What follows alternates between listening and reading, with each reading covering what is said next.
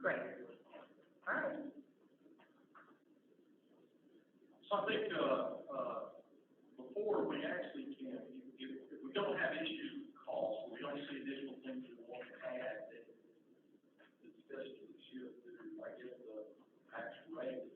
But I think there's a couple of things we need to clarify on the cost. So Michelle's request about this, because I think it's worthy of it. It's been 20 years since we've tried to recodify and clarify. So I'd like to put that on there. I don't know if we can split it into this year or not, but if the board would agree, that's something that we need to do. I'd like to place that on the ad list, but I won't do this. I get this. That it's a worthy project. We're talking about the municipal, so, 12,000. Yeah, who that'll help probably contractors, mostly, or people who are, well, I guess anybody wants any of our codes,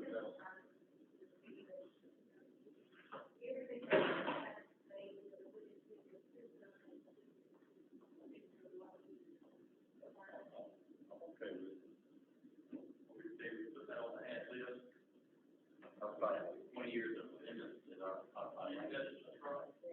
need some short hours. That, I get a lot of people say, where do I find out what regulations Well, are? things like, when we contemporize the sign, several over the years, and there's some of them that do. And It's also not just in a binder, it's on the webpage, see where everything is, modified. yeah.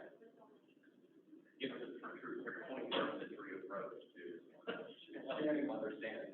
One of the things on the COLA is kind of incomplete because the effective removal is 33K from the budget, right? Because the COLA already has 52 in it, minus 19 would be an effective removal of 33, right? Yeah. Yeah, so that, if we're going to compare apples and apples, we need to know, 12 and 12 here minus 33 here. So I don't know if you want to add anything to this, Yeah. Yeah, so we can do numbers up here. Just put the effective rates.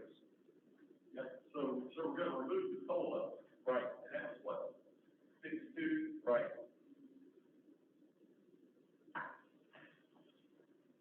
And then we're really gonna add the 19. The 19.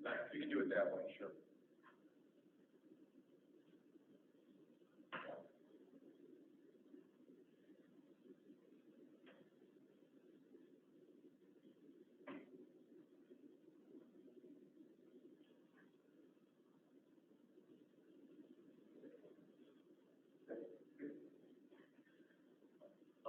One other item that's come up, and we talked about this with Dean, but we found a creative way to use the part of the grant that we received, and this came from a previous discussion with town council, that rather than take the part of the grant, which was a reimbursement grant to the town for purchase across the river, we would take that grant and pay off the loans over there, and then we would find a much more reasonable approach to a campground.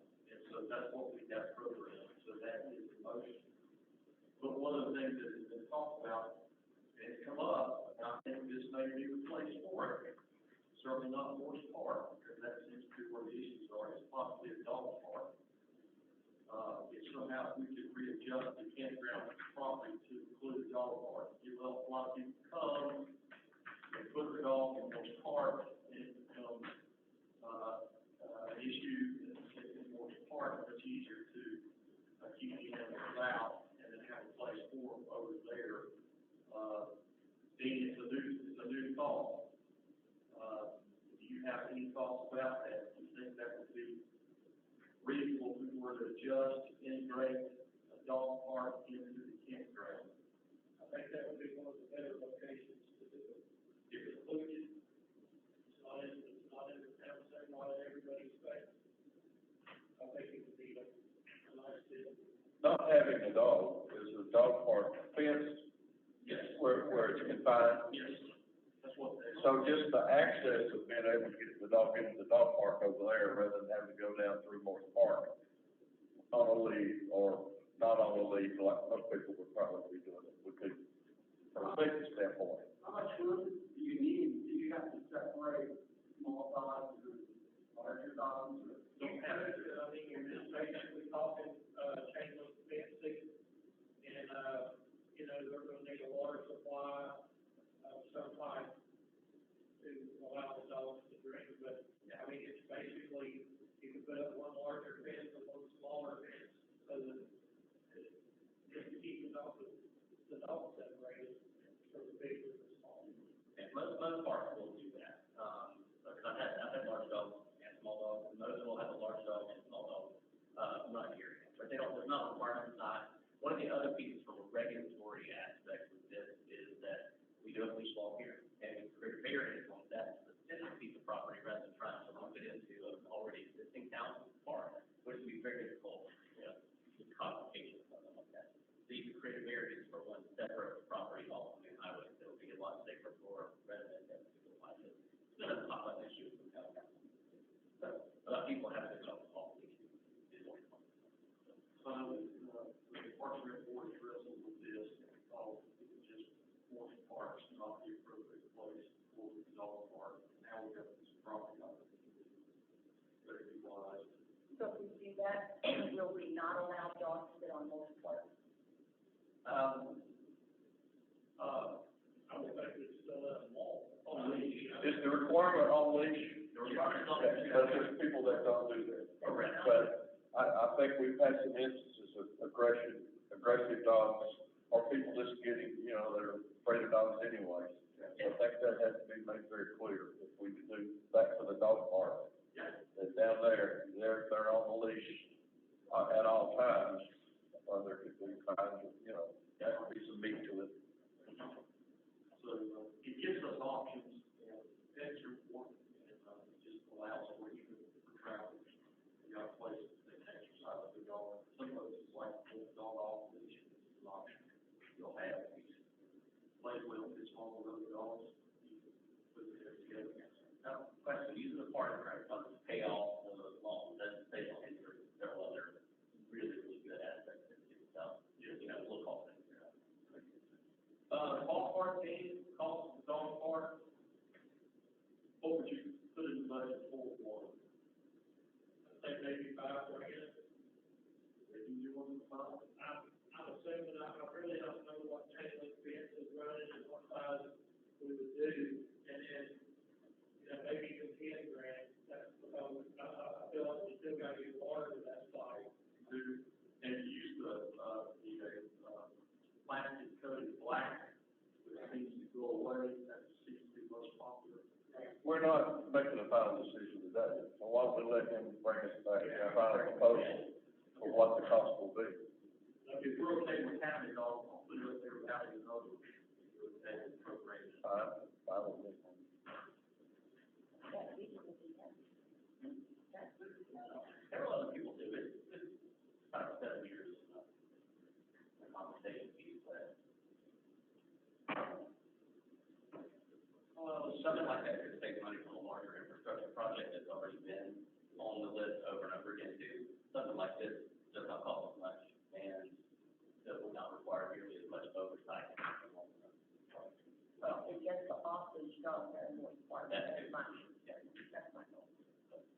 Yeah, they have options, absolutely, sure, they have all these. And for people who are visitors here too, they don't know our local regulations. Our local, sometimes. Trying to say dogs. Yeah. That's not somewhere reason.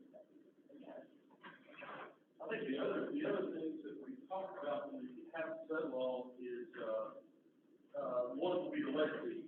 We haven't really, talked about, when you generate, we've got a deficit if we're running Parks Rec and Lake as an enterprise fund. We've got $275,000 deficit. How do we make that up? We'll either raise revenues or you're reducing costs, or a combination of the two. So Dean did the study, and, some of the options came up with increasing both permit fees. The other thing that was talked about that seems to be more controversial in last week's here, but the fact that, if I own a piece of property and the person, next to me, wanted to build a shed on my property, I certainly have the authority and the right to say no. You build your shed on your property.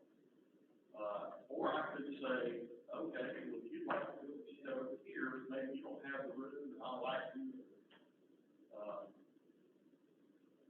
I'll let you lease a piece of my property, for 10 years. If you want to put your shed on my property, you can do that. After 10 years, you have to remove that shed. It becomes an agreement, almost a lease agreement or some sort of easement that you give that has an expiration date. You can do that. So, Number of years. So, where I'm going with that is that the boathouses that are out there on that lake are on town property.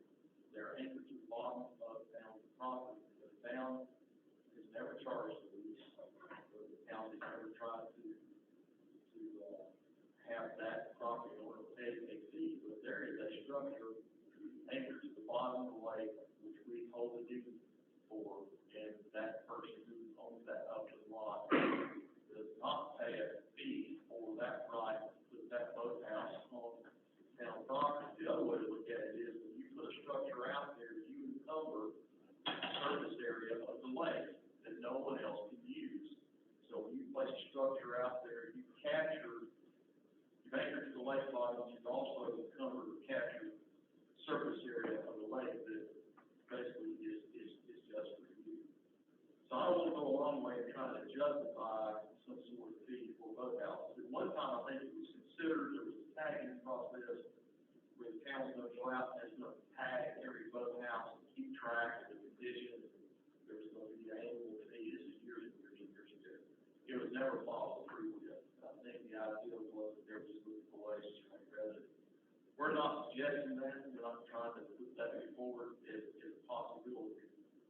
But it's just something, a way of thinking I just wanted to bring to your attention. But one of the ones that do kind of hold it on to make up that $275,000 that was above the bid fees.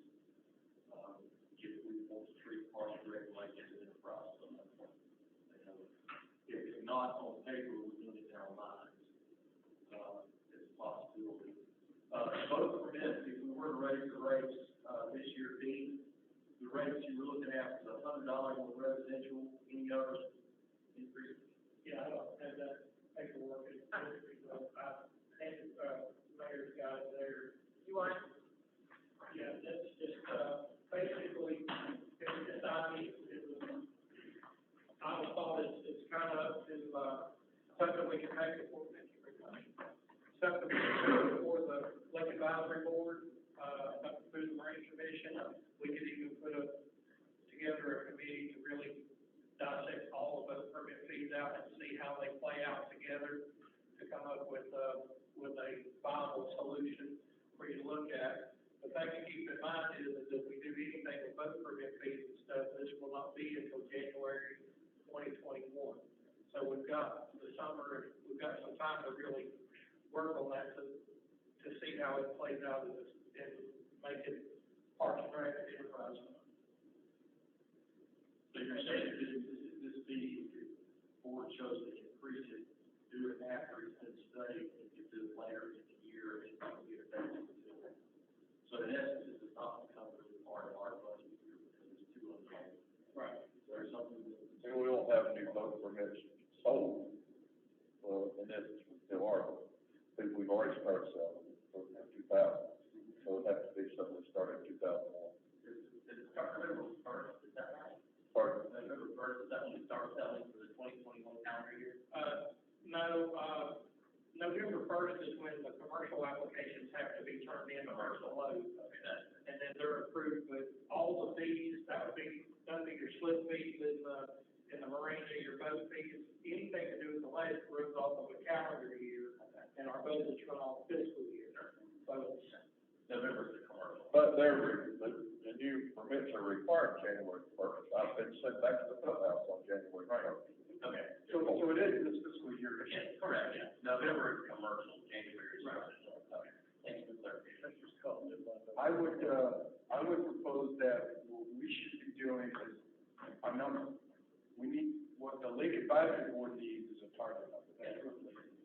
They can have the tools, even consider, a boathouse fee, but I would argue that boathouses are already included in property taxes because they up the overall assessment of what your house is worth. Yeah, so I would make that argument, but I would say that the people that have been doing this the longest, the Lake Advisory Board, they know the ins and outs, they know the history. I think we give them a number. And that's what Stan needs for balancing the budget, is just what that final number will be, and let the Lake Advisory Board come to us with a recommendation of how to achieve that number. So is there a number that you have in mind? Well, just a question on that, would we need to add anything to that number as a result of maybe spending more on the arena? As far as the deficit? If you're gonna give them a number, which I agree with, we need to factor in what the, Let's wait and see what the outcome is of our negotiations on the. but if we do, I think we should add that in for the Lake Advisory Board to figure out how to accommodate for that too. Right now, the number is 165 because remember, because it was 110 in 2 years to make it, with the golf, sorry, I'm parking in circles here. With the golf course was 110, so we knew in 2 years to make up the 275 was 110 for the golf course, 165 for everything else. The only thing we can move on right now are the fees. So if we set the target number for the Lake Advisory Board at 165, and we institute, not renewing a subsidy for the golf course contract in 2 years, lake operations, with some sort of COLA increase every year, but lake operations will be self-sustaining in 2 years. What was your number? 165. 165 for 110 on the golf course permit fee? Yes, for all the fees, all, lake use fees. I was looking at what the percentage would be on both permit fees, if we're taking in 430 now. So that would, give me that number again. No, it's good. Both permits to increase. I think it's probably more of a, cohesive look at commercial and residential. Yes, commercial. Right, it would be just a boat fee itself, you're right, we're talking just the full run of it. That is for 430,000. It is for both, is it, John? Yeah. That's residential, and then with the commercial, I think. All right. Yes, you're talking across the board like a 25% increase. You're talking about $100,000 increase. Well, we won't, I mean, that's partial, but that won't cover everything. Well, right now, some of them will target for, the Lake Advisory. Yeah. So you're saying their target will be 100, 125? Well, it's 165. So their target will be 165. Now, we could budget that on the revenue side, we could put that in the budget, 165, set them out on the path to find out how. Right, that's what I'm saying. But we could put the 165 in the budget, now. Well, let me ask this question. Out of that comes Parks, Lake, and, right? Out of that deficit in the budget, Dave, golf course, parks, lake. Well, let's not make the lake have to make up all that money, I guess is maybe what I'm thinking. In just both permits. That would be a 38% increase in both permits. On the commercial side and together. I'm just thinking, you know, I mean, I don't know, we could put up little cans at the end of the trails and let people make donations as they go into the trails, unless we already do that. You know, and we've got all these trails to keep up, and that gets zero money, so, you know, I think, It could be something jointly looked at by LND and Parks and Rec Board. I think that's a good idea. I don't think the burden should all be put on the electric. Consider that, have them consider separately or together. I'm asking you from the standpoint of the board's function, it's better to let the LND consider it, and of course, the rest board consider it. numbers? I think there's two different numbers. That's where I'm at. What do you think? So I imagine both of those boards have a joint meeting, and their goal is to basically balance the budget, and it's balance the enterprise, new enterprise fund, Park and Rec and Lake. Here it is, guys, this is the cost, we have one department doing it all, you guys figure out where we're gonna raise revenues, where we're gonna reduce costs. I think that's, yeah, I mean, I love the idea of the box is so simple, but if you don't grab your hands, you have to get in. right. You put a lot of people with them. Well, you know, I mean, I've seen that before. And then you got the problem of theft and, you know, break-ins, and you open up a whole can of worms. Here's the thing with recreation, it's never been rooted in cost, it's always been, if we go out and build this facility, that's economic development. Yeah. Well, how the heck did it go? Well, because they did a study in Chattanooga, and they built some trails. Yeah, right. All increasing, increasing revenue and restaurants and everything else, well, that's wonderful. But is that rooted in our economic reality? Yeah. We've never really studied that way. And when you build a trail, when you build a park, there is a cost of maintenance that continues to escape our analysis. Why not ask for a donation?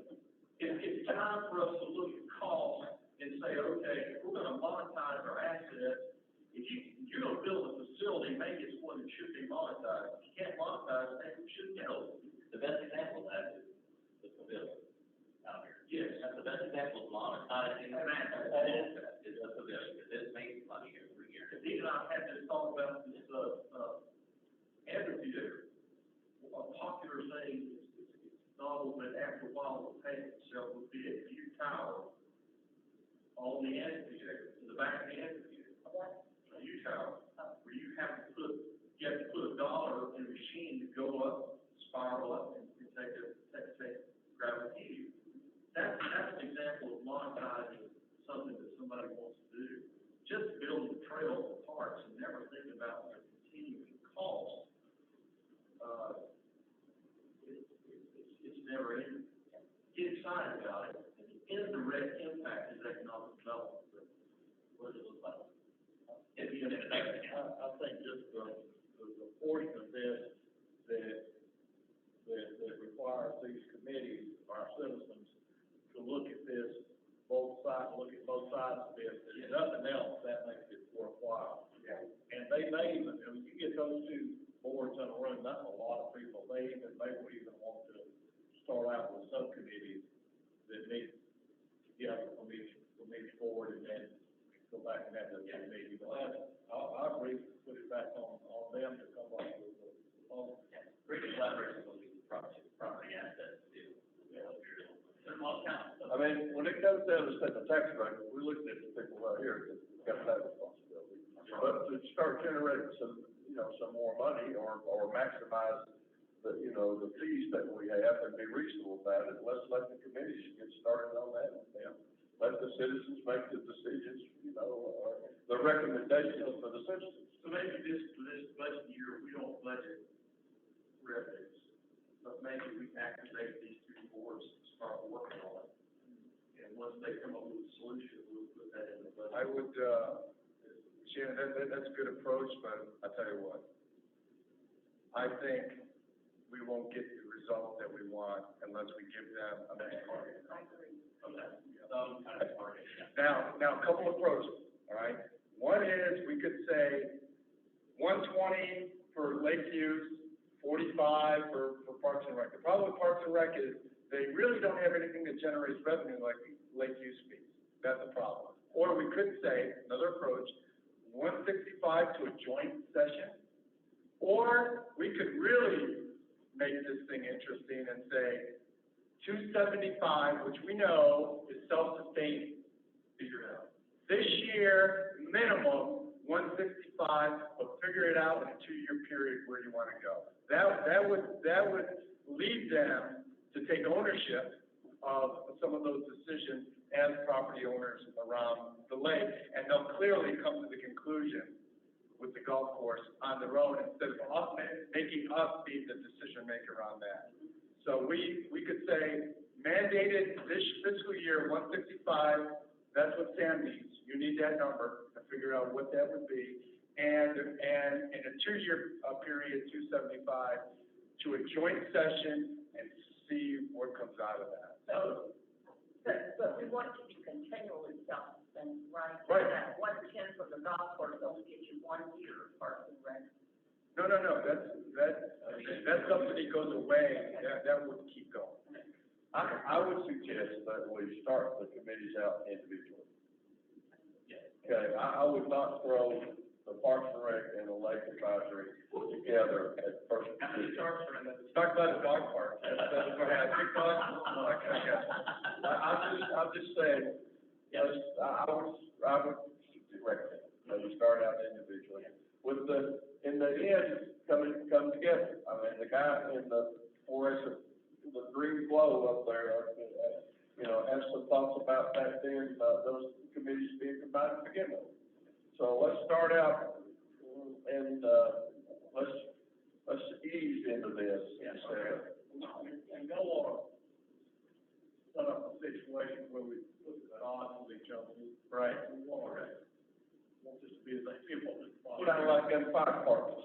Yeah. So here's one possible way we can restructure this, is that to create the parameters and charge them with tasks, but give them some tools that they can use. Yeah. They can organize. And so we've used, one possibility, we've used her services for the past. Voluntary therapy, Kathleen knows that she's a facilitator, and she can take folks through a process like this. My fear is we're going to put something on these boards, and they will meet and talk and without a facilitator helping them get through the hurdles and through the hoops, you won't have an answer for 18 months. Well, we do years. We'll always have an answer. I think for Lake Advisory, that a facilitator is not necessary, because they know, they've been working with this, and, I mean, you're not gonna create too many new ways. Yeah. Those Parks and Rec need that guidance. Yeah, you usually have two methods of revenue generation, and that is part of the record. That's kind of lost some of that. Because the bridge doesn't fall things that that's totally separate budget. You got, different ones, I mean, Oh, sure, but I mean, in terms of direct revenue. yeah, well, you give everybody an opportunity to. Finally. I mean, that's just my thing. Or cut expenses, that's the other thing for Parks and Rec. You don't have to increase your revenue if you cut your expenses. That's It's right. not just the golf course. Look at some of the other things that are expensive, where there is real revenue. So with that, Madam Mayor, you're spot on. But here's what's not being said. Parks and Rec right now has an expectation that we're gonna pick up trail maintenance with a contract with Conserving, the Conservancy, Carolina Conservancy. So what we, in essence, would be doing, if we give them a number, say it's 20,000, we'd say Parks and Rec, by the way, we balance the budget in the higher column for Lake Lure, and you gotta come up with 20,000 really in reduced expenditures, all right? At the same time, they really have an expectation that we're gonna pick up and be subsidizing them. That'll put them in a quandary, and they'll have to really, sharpen their pencils to figure out how they're gonna get that done. And if they can come back to us and say, hey, if you have this contract with trails maintenance, but we can cut in other areas, great. But I think, as John is saying, give them a separate number, they have a different circumstance. And also put a timeframe that they have to get to be done, because I agree, the Lake Advisory Board is used to doing this. They're very oriented to cost and revenue. Parks is not, it could take a year. I mean, of just musing about what you can do, we don't have to put some sort of timeframe on it. A good example would be the, idea of naming different things, the explored naming rights, the naming rights, and there could have been a big number there, but it's just kind of fizzled out, and heard anything about it in, many months. And it may think, they just need a little bit of motivation. So, at any time, can work on that, solicit information from you guys about the various, projects, LAB and PRB, and get, input from, Brian and, Mr. Dewey, and see how we want to proceed with these two separate projects that we can do that. But do we want to put a number in our budget? We need to. We have to, yeah, we have to, we don't. Yeah, we need to put a number in that. Yeah. Or we'll never come up with a number. It'll never happen. I'm ready. I propose 165K for the lake advisory. Now, question is, the new, revenue from the marina already figured in? Yes. Yes. So the shortfall is, that's already been put in there, because we got the debt. We're looking at 165 debt, if they can find somewhere to reduce expenses, that's the kind of just increase it, right? Exactly. Yeah. So what is the line for lake ops? Very important to them. Yep. Yep, they can see strong numbers there. So for us, to figure scheme to balance the budget or to build a reserve, we need to know what that number is. That's actually a question. I meant to ask this before. The million slash gazebo rental for current budget is 18. For 2021, page 3 of 12 on the revenue. It's preliminary to 3,500. 383,440. Right. Can you, is that, so, it's So that was one of the things that had, the COVID-19. And as you know, it's kind of a screw thing. I'm very familiar. With the gazebo, we're adding deposits in there. Sure. And we're getting into a situation where some of these deposits have been going out further than a year. Okay. Stop that. So some years show a large increase. Sure, yeah. Deposits. Yeah, because it's like in 16, 17, I remember being, that particular person from, enterprise standpoint, and it was $40, so, I was just curious, that's why it's part of their budget, too. Yeah. Just finding a number, I think Parks and Rec would need to reach out to probably enterprise that, you want that space and find out what that number projected looks like. That would be helpful. So why would we not do the same thing for Parks and Rec? Why would we say charge them would be raise their revenues instead of cost for 110? But it needs to be budgeted. We adopt the budget and we say we got this in the budget, we don't have a way to generate revenues or cut the cost, and we need you guys to figure this out. We could make that number 145 for lake advisory board, using the burden there, and 20K for Parks and Rec, and see how that plays out. But the number's still 165. No, I mean, 165, let's find 65 for LAB to figure out, Yeah. and 110 for PRB to figure out. Wow, that means that you want to get self-sustaining within a year. Yes. Well, yeah, for Parks and Recreation, that's all. I think that you get there. Yeah. I don't even think that's what you do. 2025, I mean, that's the budget, because it's a 2-year contract. I would say, with Parks and Rec, we test the waters a little bit and see what they come up with. Don't let the number. One ten, I don't know, I personally feel that that means reduction of expenditures. And boy, that's. We need to give them something that's attainable for the first shot at this. Yeah. About that. First budget. They're talking about that. Let's test them out, see what they can do. Yeah.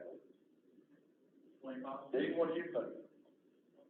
I'm kind of with you, looking at Parks and Rec, there's not that many revenue sources, and they've got the gazebo, and, maybe the campground area, the trails, are you really gonna charge for the trail, those, Volunteer, Donation. That's not a bad idea, I think we ought to do it, but it's really not a sustainable. right, it's not something you can really put a number on, you don't know what it's gonna be. They get a pretty good chunk off, Flower Bridge. I don't know the number. It surprised me how large it was, and it's been pretty consistent. Yeah, that's voluntary too, though. I can't say we're gonna increase. Correct, and I'm not really sure how much of that goes to Denver. I have no. All of it, the They have a donation box at the Farm Bridge. Well, you certainly could say, we're not gonna budget 110, but we want you to begin thinking about how you're going to create sustainable recreation operations. And this is a target number, it's not in our budget, but it's certainly a number. We budget 165 and make it a clear target, they have to get done, LAP get done this fiscal year, or the next fiscal year. But you can go back to Parks and Rec and say, look, we're having to subsidize Parks and Rec operations at $110,000 a year. Taxpayers are doing that. We want you to begin working on a plan to monetize assets so that we're not doing that. Are Parks and Rec aware of the $110,000 money given by the town to the golf course every year to sustain it? Yeah, I'd say it has to be, they've been part of the discussions and things. It would really surprise me if somebody didn't know the town to subsidize it. I don't know that they know the dollar amount. Well, some education there, so they know where we're going, why we're going, where we're going. Would it be helpful to give them a more specific goal, like, you know, we know this, let's work on the saving life stuff. We've got a lot of different things around here that can be named, and different individuals or companies or whatever might be willing to buy that, and zero them in on that, and maybe put a goal in there for the amount of money we'd like to see coming in on the maintenance lights. Yeah, I'm asking them.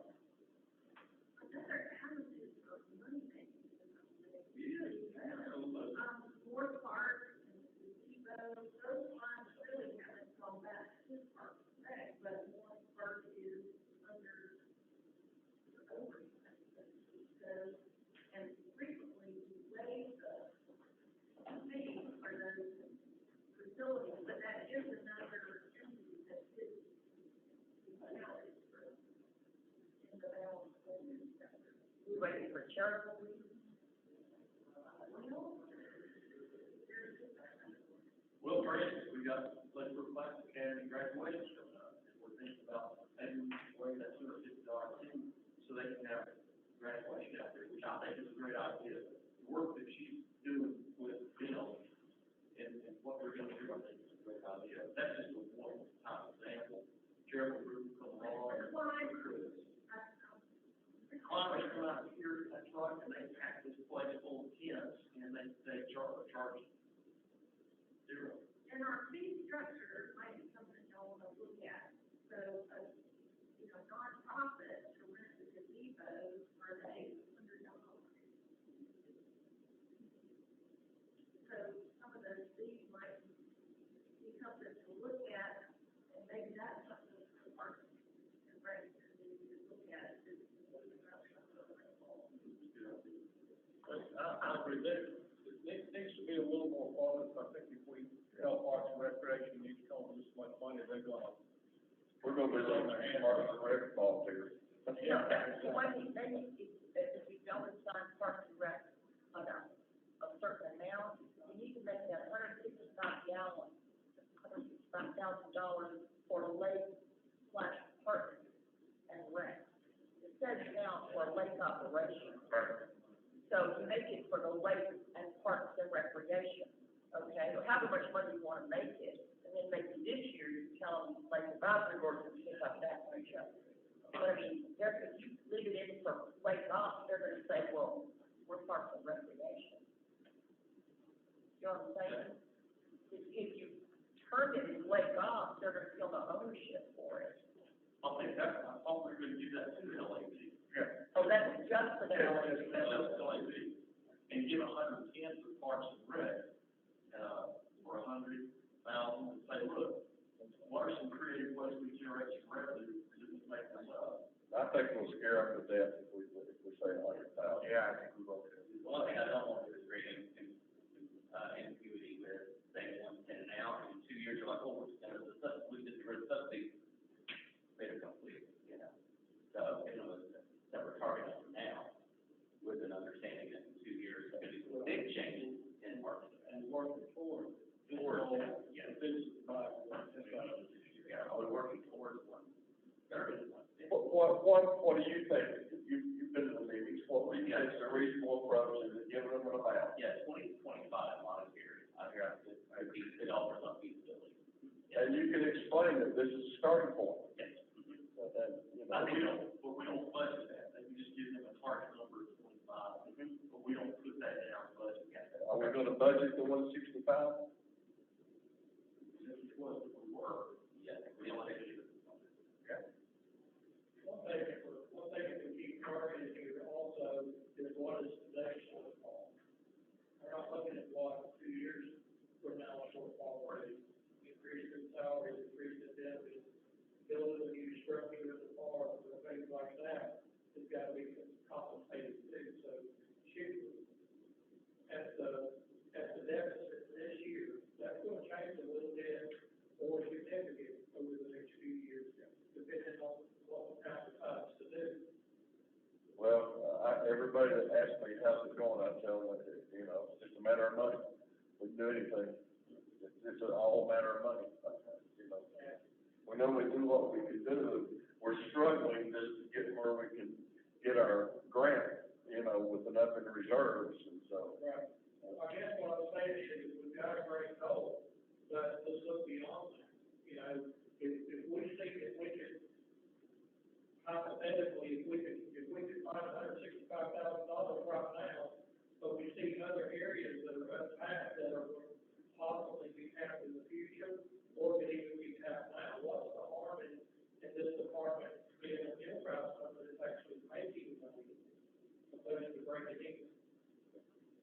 So the goal, you know, to me, the goal would be to have the Parks and Rec and have the LAB at the end to squeeze the turtle, find out where all Yeah, get revenue sources instead of stopping at one. I agree with you 100%, but I don't think all the burden should be put on the resident, the taxpayer. Right, Because we do so much to attract, right. you know, revenue from tourism. And so I don't think all the burden. I think what I'd like to do is work with Dean and Sam to come back with more proposal, for budget process. If you want to say, let's budget 165 revenue, we can put that up there. As far as how we get there, how we define the scopes of work, we three of us need to go work on that, bring that back to you, and lay it out for approval. What would an overall rate increase be, percentage of that 165? On the like 38%. I knew you. It doesn't have to be 165, it could be 150, 125, it doesn't have to be 165. If you want to say, well, hey, it's reasonable for budgetary purposes for us to do a 25% increase this year, whatever that number is, we can put that up. Well, Dean and I know where we want to go. So, I mean, you know, we have a LAB meeting, we can get their input and you know, and begin to look at and analyze. We won't be again until June, right? June first for LAB. And so we are. We could meet earlier if we needed to, couldn't we? We could meet earlier, have a special meeting if we needed to. I don't know that we'd get a specific decision made for budget, but that is good. No, I think we need to lock a number into the budget. Lock a number into the budget and then set them about trying to find a way to generate revenue to meet that number. Yeah, just because you put the budget, we're just, you don't adjust. Even one That's a sixty-five. goal. Even 165. All right, so Sam will follow up with the revenue side on, 165 with the goal of raising those funds in a non-ad valorem way. That's what it is. I mean, why would we do that? We need to reduce the expenditure side of 165. Because if you say revenues, that means, well, I'm sorry, you're right. But it could be both. It's gonna be both. Yeah, it's gonna be both. We just have to come up with a line, Yeah. revenues aligned with expenditures. Right. We're not doing anything with either one of those until the revenues are there. Right. But I think it's important to hold them to the fire. This is what it's gonna be. They have to come up with an answer. The option of pushing it off, or we can't figure it out, is not an option. And by what date do we want them to come up with the answer? Well, we're gonna start selling for 2021, those go on sale, they They go on sale the 15th of December, or the first business day after. What we normally do is council approves those fees in the December council meeting. That's it. You gotta have it done by, I'd say end of November. Okay. By end of November, that's fine. We're gonna come up with a way to generate 165 by the end of November. And let that Or, income, net of 165. Expenses or, and rest charges. Yeah, but that's never referred to their commercial purposes, the earlier, well. If commercial permits are able to be, purchased in November, does that have to come before the recommission before December? If only if the condition was that commercial rates are gonna be adjusted also. Yeah, if they're gonna go into the commercial fees, those fees need to be set, in October. Okay, well, to get 165,000, it'll have to include. Oh, yeah, that'll be the September recommission meeting on a calendar basis. But September, the commercial rate needs to be adjusted, and in December would be residential adjustment. Well, you can set it all, say it's not. If it's done, then yes, we should have it all. You should have the plan done by September. We could move the recommission to November meeting, if we needed to, if it takes that much time. Or we can set it for September and hopefully have it finalized. If not, we can extend it. We can make any change. All right, keep the 165 in there. So we're revenues and expenditures, and we'll set the LAB in motion, with the target goal of having all of it done by September. Because it'll have to be done by spring.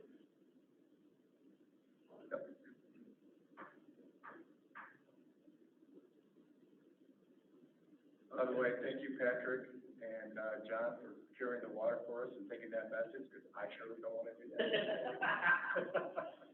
Hey, I'm just gonna tell Dave, there we go. That's perfect. I'd be happy. You do that. Patrick? Our directed we move forward. We have to set a time for our meeting, so. Just do surface water is also there. Yes, right. Right. All right, so that kind of takes care of this direction, that might be, the last is really the tax rate. If you guys recall, we said last time that the 0.017 was that recovery number. And then we were going to shift cost, the valve from the 12.5 to the general fund. And is that something we still want to do? Well, I'm here to keep it in the 12.5. Kurt, are you away? Yes, I am. And then the 0.013, would make up the difference between 9.105 and 10.4. That brought us down to 0.42. If you sum all those together, but is this something we want to take out now? Of tax and leave in 12.5? Because remember what we talked about last time, that if you leave it in 12.5 then you've got to go through the ER and the EID process. That's got to get that approved. If we leave it here, but if we shift it over into the general fund side, well, if we do it faster, you can get right into the environmental assessment. Because Peter has already said you gotta have it. Not like, the thing with the ER and EID, you're trying to convince a regulatory agency to do this stuff. On the dam side, they've told you to do it. The difference. Yep. Yeah, so you're responding now, saying, yes, sir, Georgia, we'll do this. You knock on the environmental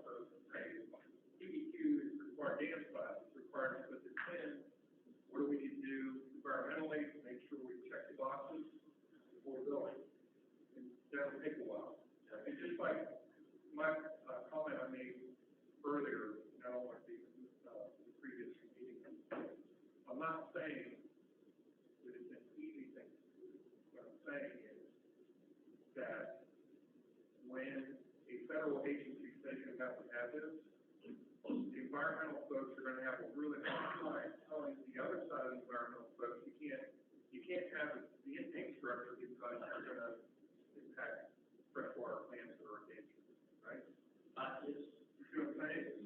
So you have to mitigate, that's the thing, you have to find out how to mitigate the environmental impact, it's just figuring that out.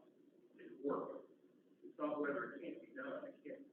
Some of our environmental impact statements determine whether a project can or cannot be done, that's not the, in my view, that's not the situation you're in. The situation you're in is to check the boxes to mitigate any impact from that structure so that you're getting the green light to build it. So if we shift the 2.5 from the SRS on over to general fund, that just leaves us more money. That 12.5 that we could put in HDPE, move us further down. And the other thing is, I've never been in a situation like this. This is really unusual, but I don't know how it could be done. But after you build, think of this, after you build it, and it's done, dust is settled, it's there, and you pay for it this way, out of one passage. Well, it actually was something that your sewer guy told you you needed, right? And you have a 12.5 fund. Is there a way to use that 12.5 and pay back? Does that make sense? Back to general fund. Yes. I don't know how to do that. As a legal LDC, your accountant, all that stuff. And we may not want to. You may not want to, but I'm just saying, at least open that door. So, in this type of equation, that's what it was, maybe this service, all that.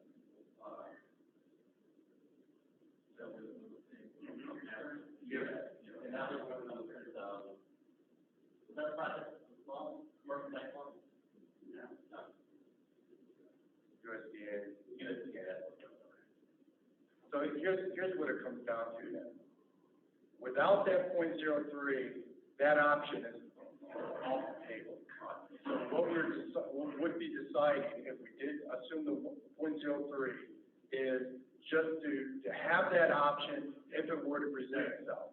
Now, if we have the option and it doesn't present ourselves, what we're in effect doing is raising our capital reserve anyway. So it either raises our reserve or provides the option, both for a benefit if we want to raise taxes at this juncture. Right? That's what it comes down to.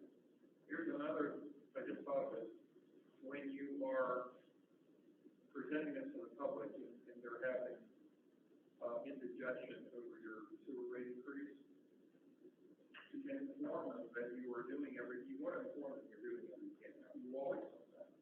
You're telling them we're doing everything we can for you. You can reveal the fact that you've done this with 0.03.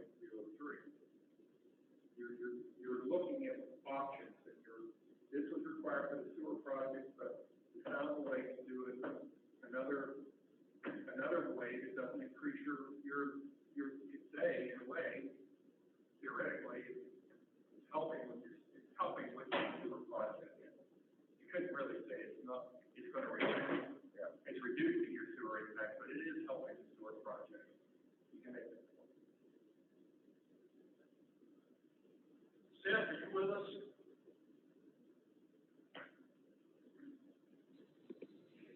I am. On the tax increase, you loaded the tax increase number, you've actually created some charts. Can you kind of give us a little background on some of your work? Yeah, so my concern, so if you look at what I did and you look at the general fund financials, so there's a couple things that aren't in there right now and there's things that are. So we need to talk about those assumptions. And I'm not sure we have up-to-date numbers. For one thing, I thought I heard in the last meeting that you were reflecting sales tax reduction as a result of the COVID-19, and right now we haven't gotten any information showing that reduction. So this shows you know, the same sales tax for this coming year as it was this last year. So we're not showing that reduction in what we have. The other thing is this doesn't show that $2.5 million project. We said that by itself would be a 3-cent increase in taxes to cover shifting the project over to the general fund for that. And of course, this is also predicated around the CIP, which has the a little less than $50 million dam project. And, you know, I don't know if there is currently plans to budget that right now or to try to work on some type of alternate funding mechanism, including grants, et cetera. But all of this is predicated on paying for that dam. And right now, this basically shows revenues to be the same or higher than they are right now, and not moving that 2.5. Yeah, a couple things I'll also kind of call out in general in table 4, assuming that's what you're looking at.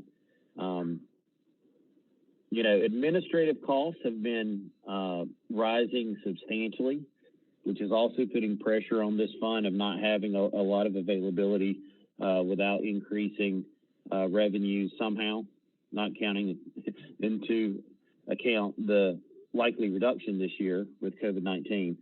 You can see that administrative costs have almost doubled in the last 3 years for general government. That's what's highlighted with the 917,254 for 2021. So those numbers have really been increasing rapidly at the same time that, you know, for the most part, revenues have been staying pretty steady the last few years. So I don't know that what we have has enough information to provide but so much guidance, just because we haven't gotten any updates since we kind of originally did this with some new numbers for some of these things. So if that's the case, then we don't have enough information today to really lock in a rate, have a warm rate, or to settle on that. We don't know where the costs are, and we're not settled on the cost. If you're convinced that what you're spending money on is what it has to be, that kind of lets you know where your tax rate should be. But if you're not convinced of those expenditures, of those costs,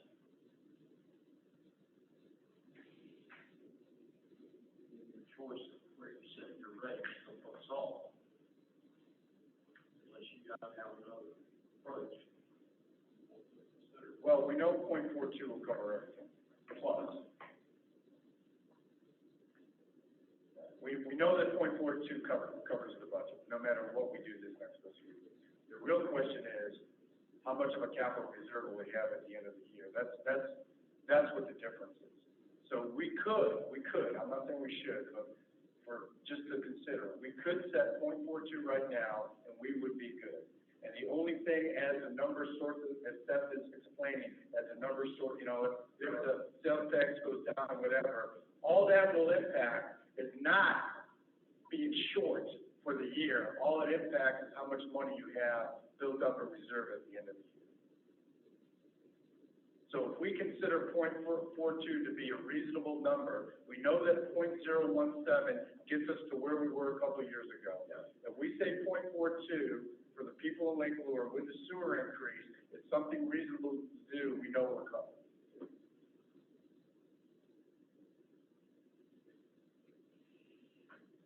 And the next thing that we're trying to do, we juggle 3 or 4 different things here, is to be able to walk into the legislature's office and say, our tax rate has been set, right now, all we can do is bill.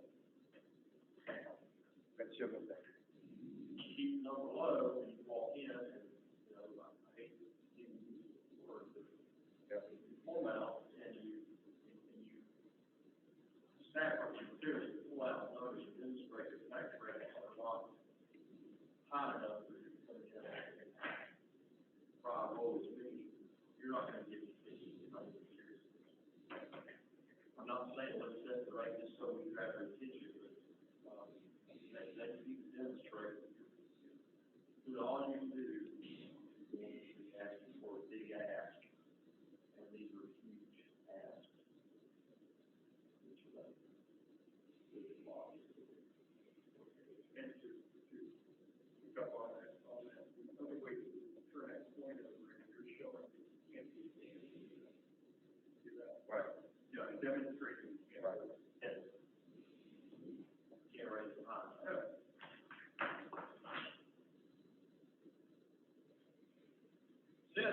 program, I remember seeing, I think you had a dam program, it's something like 47 million. That's correct. Last count we got from Schnabel, we were looking at, what was that number? 60. It was 60. With hydro, it was 880. So you're looking at a 60 number, not 47. So what's in this is 47.7, and you're saying that you think it's going to be 60? Yes. That's the number. And of course, right. So, you know, it also depends on when that work is done. And I know there's been some questioning about whether that is basically done, you know, in the next year or two, or if that's pushed out for several years as well. So that has an impact on what you're looking at too. So we do need to revise the total amount, but we also need to decide when it should show up on the list, on the CIP. This valve not only is what's needed, but it also buys this town time to put its banking plan together to resolve the structural issue. And it will turn off the heat out of the heat relative to the structure for now. Right. It checks the box. Dam safety. They'll feel a whole lot better about it, because remember, one of the things is P&P. And right now, they want to modify the overflow in order to meet P&P. Well, a 4.5-foot hole at the bottom of the dam absorbs a lot of P&P. Now, Schnabel has not told us how much it mitigates it, but from the dam safety viewpoint, being able to, if there's something happens to the dam, being able to lower it down to a certain level in an emergency situation is going to buy us a whole lot of good faith and time as we move forward. So that's kind of where we are with that. It underscores the need, the importance of having a low level drain in that road. So 60 is the number you said. Okay. Minimum number. Right. Now, Seth has in the plan here a 6-cent increase every single year to meet the 40. That's correct. That's what we're looking at, okay? So if we talk 60, now you're talking. That goes up. Right, it goes up, okay? So Seth, this is why, in general right now, we're taking a look and going to the point where we're gonna need outside assistance. The town of Lake Lure, to do a 6-cent increase every year for the next 15 years, I think is a bridge too far. So we need to start doing, and so we need time. That valve is gonna buy us time. 0.42 right now gives us options with the valve. It moves us in the right direction. It shows good faith to legislators. It's gonna be difficult for the people of Lake Lure to absorb a 0.42, but you gotta start somewhere. And we're gonna capture people's attention with that, no doubt, right, John? I mean, we go to 0.42, where the people are gonna take notice. And that's what we need to do right now. So, I think my personal feeling, valuing everyone's opinion, I think a 0.42 right now sends a very strong signal to all stakeholders that we're serious and we're moving in the right direction. Do we program a 0.42? That's, you guys can vote on, whatever we put together. I'm asking for a strong vote right now, but do we put in the budget program to get you those numbers? Well, I'd rather we did have to go to 4.42, but I don't know that we have an option. I think the double 142 is just like increasing the sewer rate. We've got to be able to show something substantial and then come through with it. Even if it's the 0.03 for the valve, then we've got to show a valve, because otherwise it's just. Well, if we don't do the 0.42, we can't show them out because we don't have the money to be able to do it. You know what I'm saying? Right, that's something concrete that people can hold on to. Concrete is essential.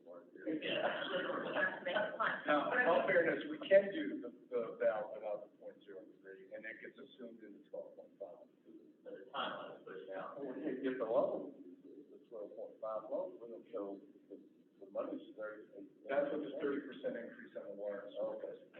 So yes, but if that .03 provides us an option, and if we don't exercise that option, what we're doing is still moving in the right direction, which captures everyone's rights. I think the real question is .42 something that we can tell the people of Lake Lure that we're moving, we're showing what we need to show? You have to give people something to attach the increase to. Right. If you can explain the recovery, which I agree with, but you cannot attach anything to that, okay? That's just fixing a mistake. So the valve is something you can sell. Yeah, and we're gonna get the valve. I mean, if you were in the state meetings that we had, it is clear to all stakeholders that everyone points to that valve and goes, you know what? That is a keystone. That valve is a keystone because of the operational level, flexibility it gives us and the emergency level it gives us. Minus the environmental impact that we have to take a look at. Yeah. But so both of those two different areas resonate in two different areas of the state agency. We're gonna get the valve. Part of the 6 cents when you.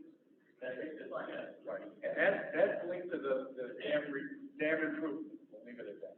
So the recovery, the valve, and then the fire. Right. To basically show that is true cost of fire protection. We're outsourcing fire protection to the fire department through those contracts. All our fires together, outsourcing and our whole department, and in 10.4 scenario, 0.013 makes sure that is expressed in that tax rate.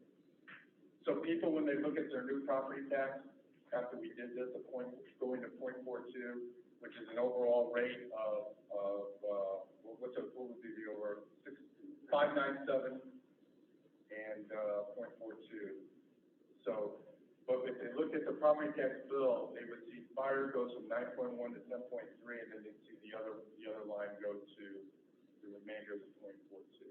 And so they'd say, oh, money going to fire, money going to capital improvement, this is what we're going to do. Our rate goes up, a little bit beyond what it was 2 years ago, but it gets mitigated by the fact of the reassessment a couple of years ago. So rates are going to go back up to what they were basically a couple of years ago, and we move on smartly. So the question that might come up from the recovery, okay, if your property values go up again, will we be reducing that? That's a closer thing, okay? Now, hopefully we won't have to answer that question for 6 years. We won't, but I'm just saying, that's just the question people are gonna ask. If you're adjusting that, the property values went down, if they go up, we all hope they go up, right, that's a good thing. Then would you, the answer, if you have an answer, but that's gonna be a question. Well, the answer is, we don't know what kind of people are gonna be sitting here in 6 years. Yeah. And we can't make a commitment to that, but we just hope that we got people that make a Just decision. saying, that's the question. Yeah. The question we need to prepare to answer. One other question though, with all that, in the bigger picture of what people are gonna actually see, do we expect the county to raise their tax rates this year? I don't think, and I've seen it, you think of it. Not sure, I'll check. Because in real terms, that'll impact it for what people actually. Yeah, for some reason, I want to say it's lower, but I think mine is. It did last year, right? Yeah, I think I've read that there's not gonna be an increase. Well, they're lower in grade. I mean, that in essence helps. Well, that's the last piece of the puzzle, am I wrong? I mean, if we know where the tax rate is gonna be, Yeah. we know where water sewer is gonna be. We have said we're gonna put 165 on the revenue side for the, That helps. Yes, but that blocks it in, and what else do you need to provide our? So we're gonna add another additional one sixty-five in revenue, I guess, I'm not really sure. They'll approach the price. Yeah. We don't know. Yeah, it could be. But we gotta raise Well, we have to do it somewhere. the same amount. I would say revenues.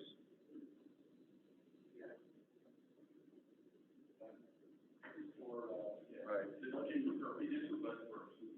And so that's a plus, that's actually an add, and then the 12,000 will be added in there, and the COLA is gonna help us too. So you got the COLA helping us, you got the lake ops helping us, and you got the 4.42 really helping us. So we'll program all this and see what the new budget looks like, see where we are. Yep.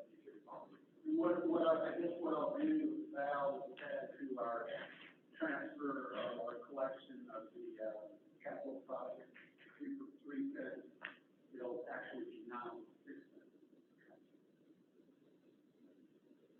Right, but remember, it's not really a 6 cent transfer because some of it goes this way, and some of it goes that way. Well, it's out there in whole. Right. Right. And the other thing is, the county tax bill will show, the only thing it'll show is, the county tax, the, municipal tax, and the fire tax. Right. Right. They don't have enough, their software doesn't have enough description to add, capital money.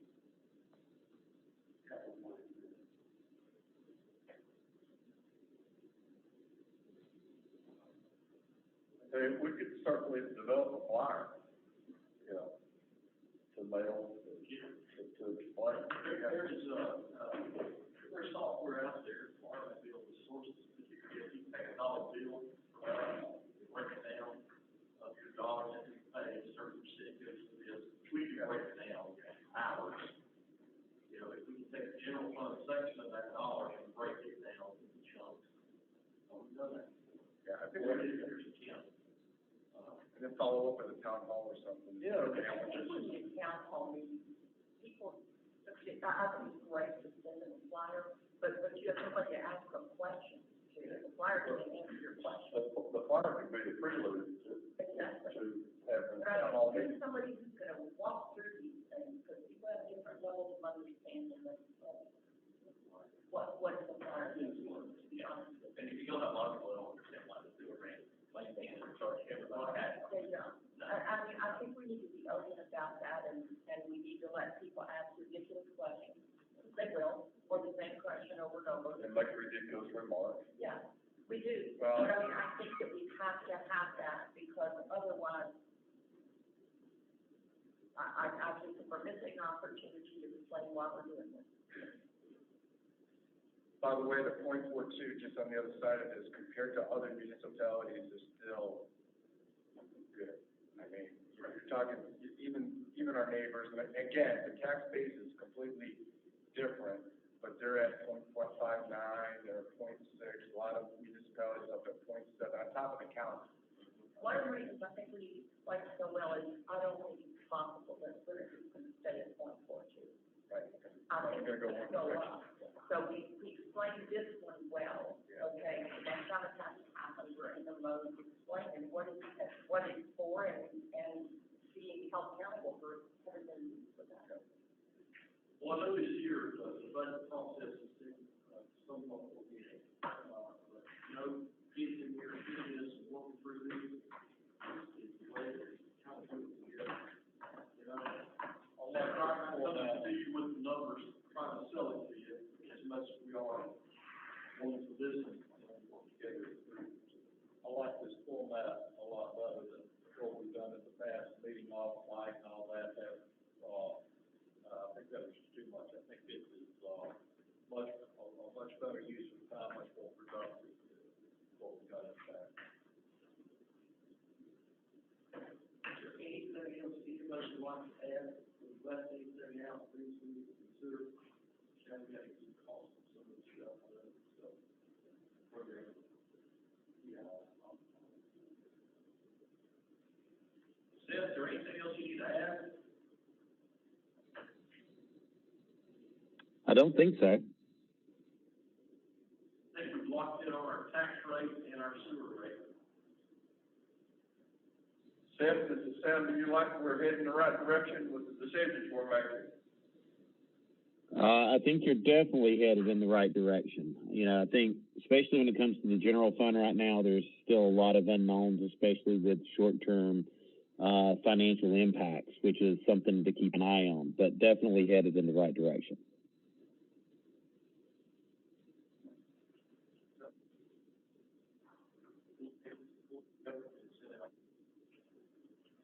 look at the town, we'll get back to it. So we'll pull everything together and send that to you so you can update the model. That would be great. We'll be looking for it. I think one more before June.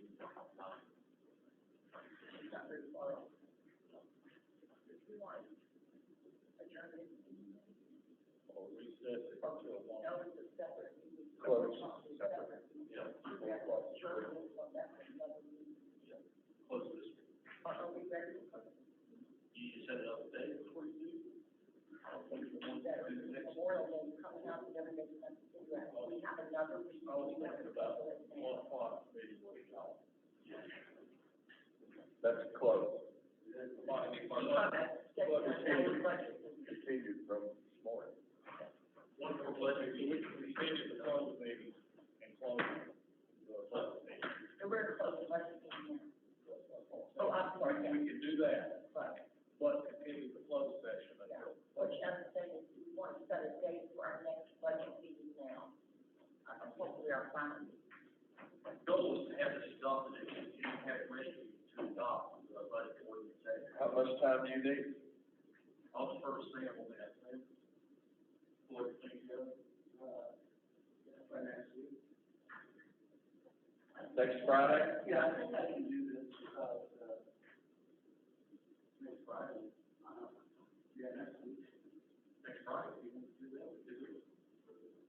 The comment, I will be here on the 22nd. What day, no, that's 25th. Oh, That's Memorial. about the 29th. I mean, right, the 29th, well, actually, we're trying to keep the workshops that we had the last Wednesday of every month. We got away from it, but we're gonna get back to that. That's not, yeah, that's not this fall, that's March, May 27th. May 27th, Did they do provide? 08:30 is when we had our regular scheduled workshop. We provide it together, that works for everybody else. So we're 27th? Yeah. 8:30. 8:30 or something for that. That Thursday. That's at work. Wednesday, the 30th. Oh, we can like that. I think we're good, he can send us information, we'll be good. So our next meeting then will be set for May 27th at 8:30, which is our normal Workshop. Memorial Day. Continue on the budget discussion. So is there any other, any other business? Do I hear a motion? I move that we adjourn the special session. I will second. All in favor? Aye. I think we're adjourned.